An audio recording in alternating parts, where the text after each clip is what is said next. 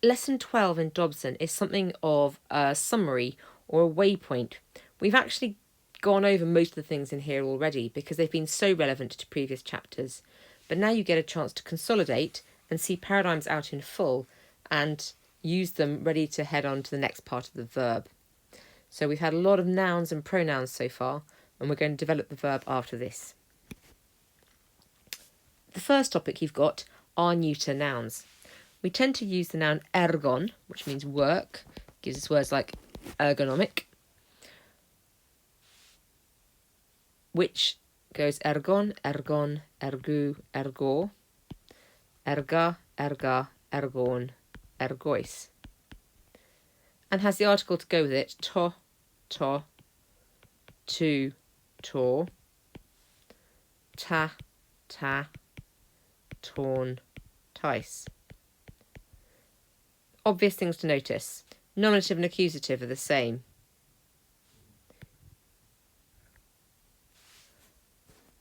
Genitive and dative are the same as the masculine.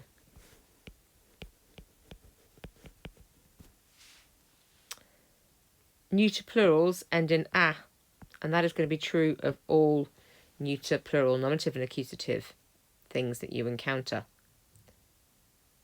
And the article and the noun endings do reflect each other quite frequently, except for to and ergon, which is a bit different. But that's a systematic pattern you're going to see throughout Greek. So you've met a few of these dangling around through things, but now you've got the paradigm in full. Thinking about the other paradigms in full you get in this chapter. The first is the definite article, ho heto. I would recommend things like, how many times can you say this in one breath?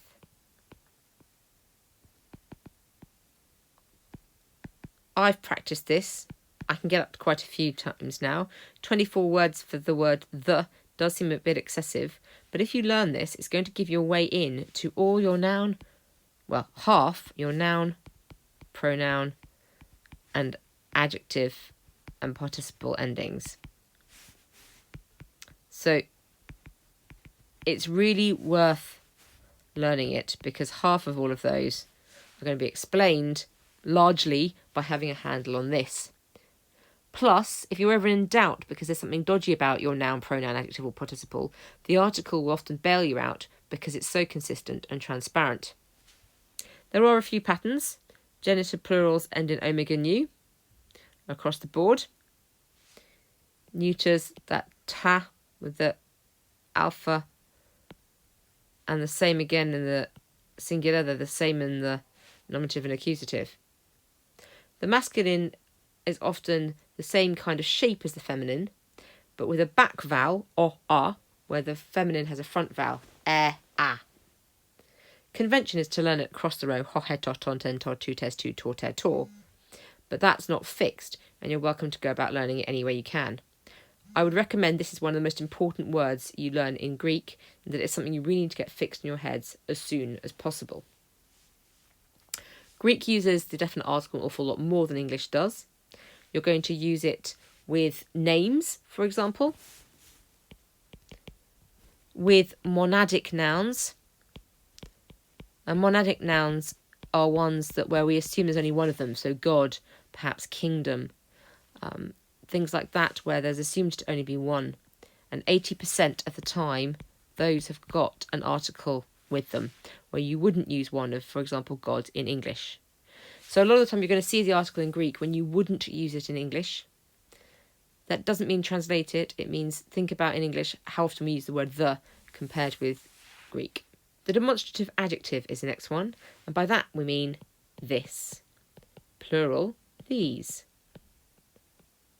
We're pointing at things, so another word for demonstrative is deictic, from the Greek verb deiknoumi, which means I show or demonstrate. Whereas demonstrative comes from the Latin demonstro. Houtos hauter tutor, tuton tauten tutor, tutu tautes tutu, tutor tauter tutor, hutoi hautar tauta, tutus tautas tauta, tuton tuton tuton, tautai tutois tautais tutois. You've still got genitive plurals ending in omega nu. Your neuter ending in a.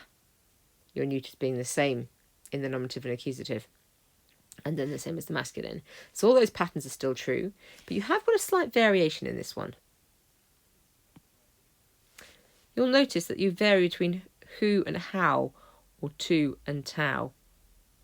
Have a look at the vowel that comes in the second part though, and you'll notice something.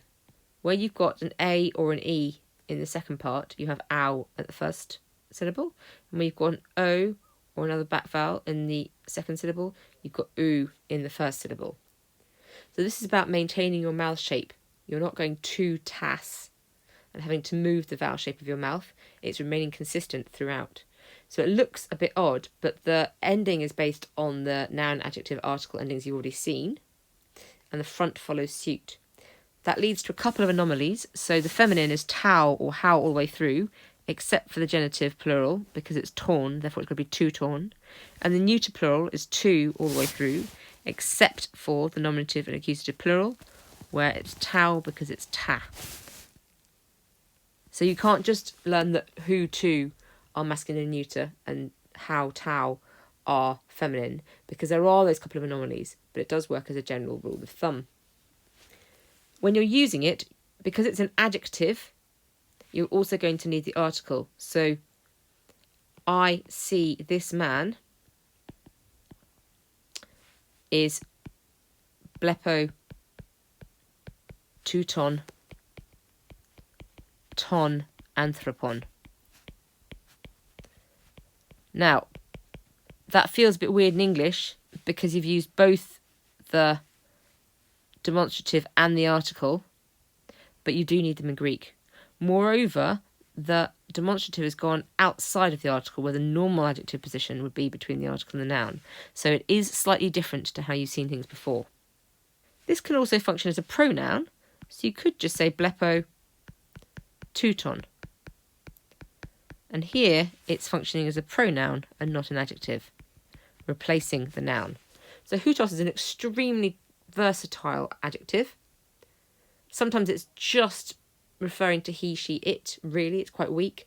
Sometimes it's very strongly pointing out something.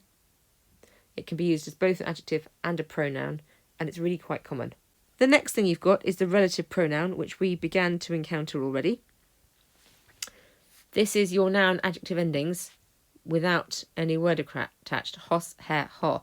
Important thing to notice is you've now got an accent. So ho without an accent would be the in the masculine, but with an accent is what in the neuter. So you need to pay attention to accents and breathings, which is why I've accented everything in this chart. But otherwise, the same patterns apply, and it's not a word that should be too difficult to learn. How it's used can be a bit interesting. Have a look back at chapter 10 for some more information about that. Those are all the paradigms you've got in chapter 12.